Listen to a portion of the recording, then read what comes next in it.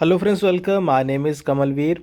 आज हम doctor B.R. Ambedkar के आइडियाज़ को समझेंगे।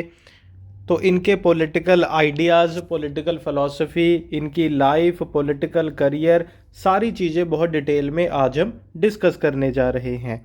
चलिए तो फिर शुरू करते हैं आज की ये वीडियो। अम्बेडकर के बारे में बात करते हैं तो इनका जन्म होता है 14 अप्रैल 1891 में महाव इंदौर में। ठीक है, इंदौर में होता है इनका जन्म। और ये महाड़ कास्ट से जुड़े हुए थे, जो कि आप कह सकते हैं कि उस टाइम पे अनटचेबल कंसीडर की जाती थी कास्ट, यानी कि एक लोअर कास्ट से ये एसोसिएटेड थे।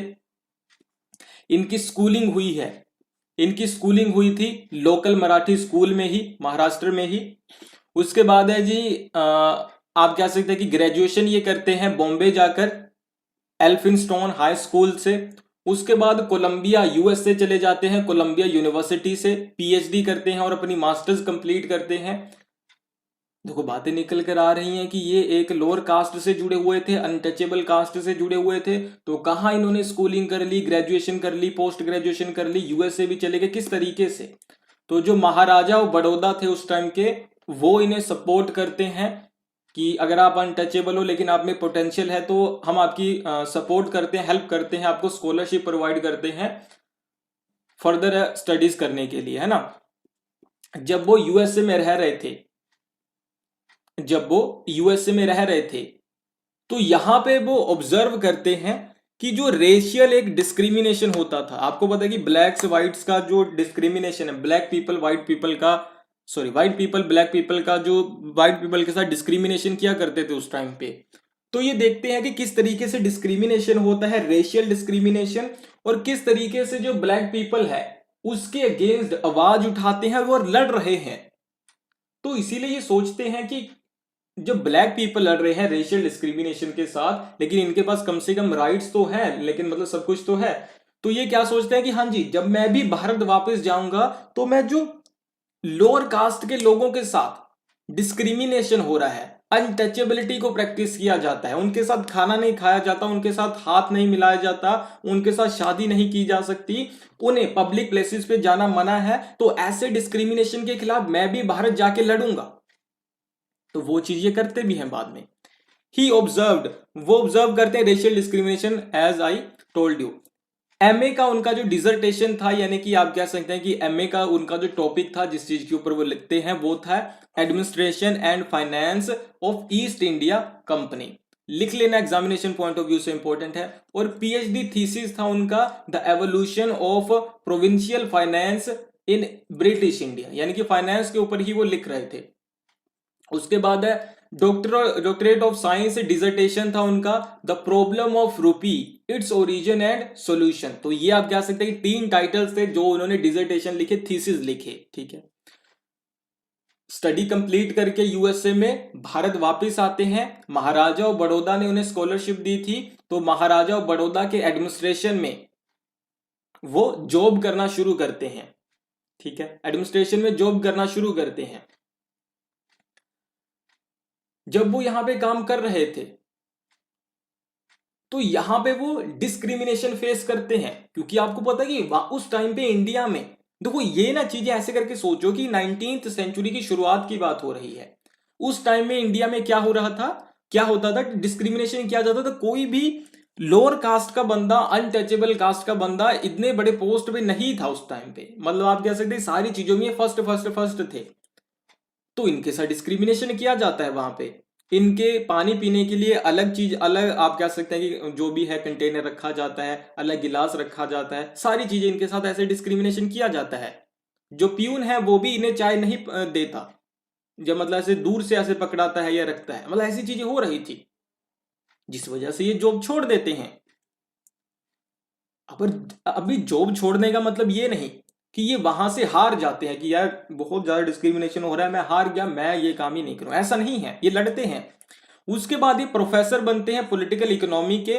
ठीक है, Sydenham, sorry, Sydenham college of commerce and economics Bombay में। ठीक है, प्रोफेसर बनते हैं, थोड़ी देर के लिए यहाँ पे प्रोफेसर रहते हैं।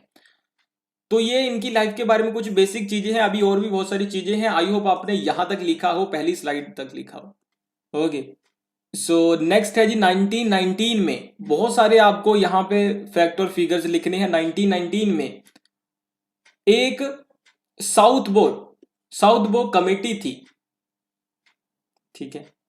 साउथ बो कमेटी थी, यूएसए नहीं, ब्रिटेन की कमेटी थी। इस कमेटी को बनाया गया था किस चीज के लिए, कि इंडिया में किस तरीके से जो रिप्रेजेंटेटिव सिस्टम है।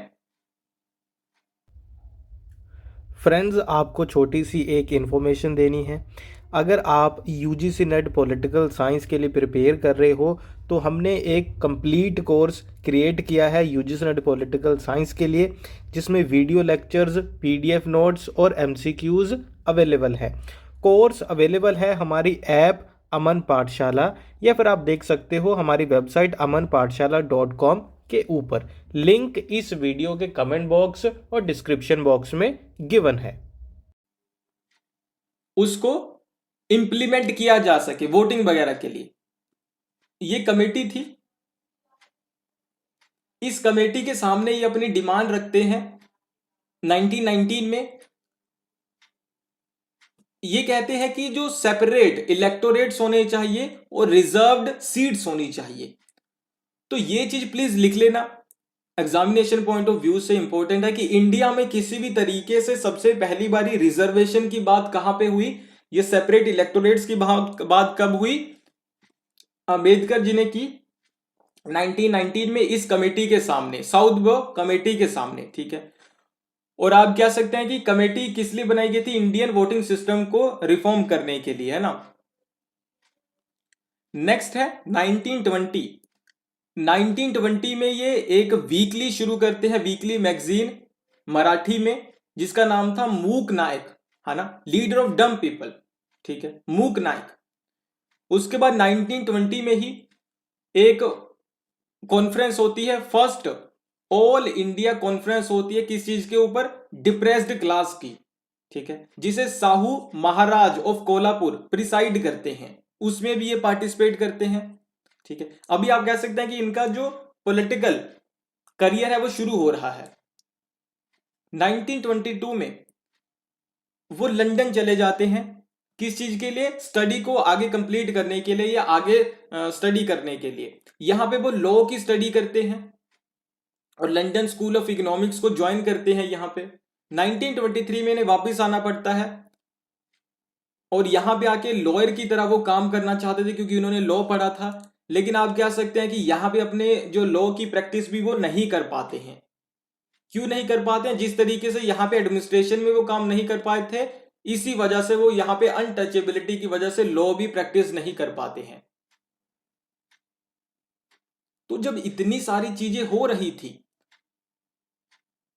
तो प्लेटो के पास जाएं, तो प्लेटो क्या बात करते हैं, तो प्लेटो बात करते हैं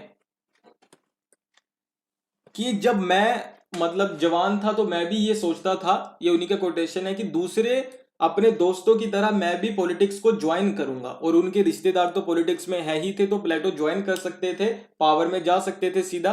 लेकिन प्लेटो नहीं जाते हैं, प्लेटो कहते हैं कि नहीं, पहले मैं पॉलिटिकल सिस्टम को रिफॉर्म करूंगा, एक बताऊंगा कि आइडियल पॉलिटिकल सिस्टम कैसा है, फिर पॉलिटिक्स का पार्ट बनूंगा। इसी तरीके से ये क्या करते हैं, इनके साथ इतना अनटचेबिलिटी के साथ डिस्क्रिमिनेशन किया जाता है कि ये क्या करते हैं, ये बात करते हैं कि अभी मुझे और कुछ भी नहीं करना है, मुझे लॉ नहीं करना, अभी लॉयर नहीं बनना, प्रोफेसर नहीं बनना, एडमिनिस्ट्रेशन में नहीं जाना। अभी मेरा एक ही काम है कि मैं किसी तरीके से, बताओ, मैं अभी इतना पढ़ लिख चुका हूं तो मेरे साथ अनटचेबिलिटी और डिस्क्रिमिनेट ये करते हैं लोग।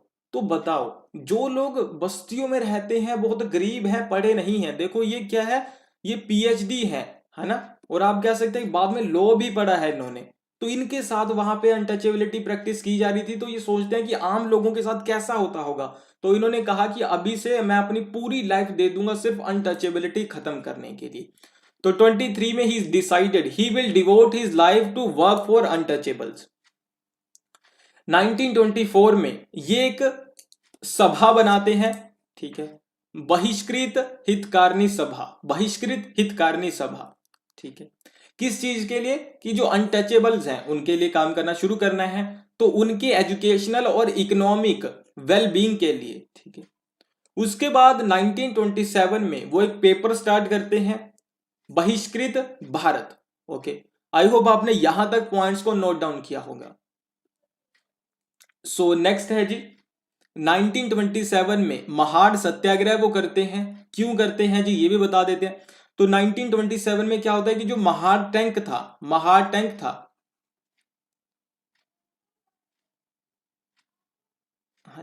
ओके, सो महाड़ टैंक, महाड़ सत्याग्रह क्या था, तो महाड़ टैंक के ऊपर जो आप कह सकते हैं कि अनटचेबल्स थे, जो लोअर कास्ट के पीपल थे, उन्हें पानी नहीं पीने दिया जाता था। ठीक है, कि आप यहां से पानी नहीं पी सकते। तो डॉक्टर अंबेडकर बहुत सारे लोगों को साथ में लेके, अनटचेबल्स को, वहां पे जाके इस कानून को तोड़ते हैं और पानी पीते हैं। उनके ऊपर आप कह सकते हैं कि जो अपर कास्ट के लोग थे अटैक भी करते हैं, लेकिन फिर भी वो पानी पीते हैं और बदले में अटैक नहीं करते। तो इस तरीके से ये महाड़ सत्याग्रह था।